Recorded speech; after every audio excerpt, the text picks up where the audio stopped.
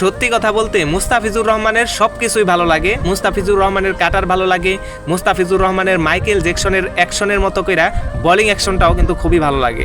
কিন্তু খারাপ লাগে তখনই যখন দেখি মুস্তাফিজুর রহমান ডেথ ওভারে যাইয়া ডাইন সাইড থেকে বাম সাইডে এসে বোলিং করে। গতকালকে কিন্তু শাহিন শাহ আফ্রিদি মুস্তাফিজুর রহমানকে 2টা ছক্কা মারছে। তখন কিন্তু মুস্তাফিজুর রহমান রেগুলার যেই পাশ থেকে বোলিং করে সেই পাশ থেকে বোলিং করে নাই, সে বাম সাইডে আইসা বোলিং করছে। কিন্তু দেখেন লাস্ট বলটা সে যেটা করছে সেটা কিন্তু ডাইন সাইড থেকেই করছিল হারিস রৌফের বিপক্ষে।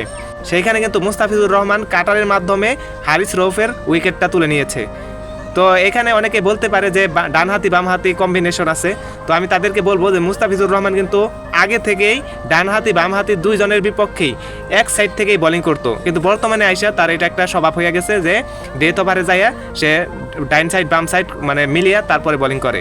তো আসলে মুস্তাফিজুর রহমানের কাছে আমি অনুরোধ করব যে আপনার কাটারের কাছে কিন্তু বাঘা বাঘা ব্যাটসম্যানরাও পরাস্ত হয়, তাই আপনি কাটারের ব্যবস্থা করেন, ডাইন সাইড বাম সাইড করেন না।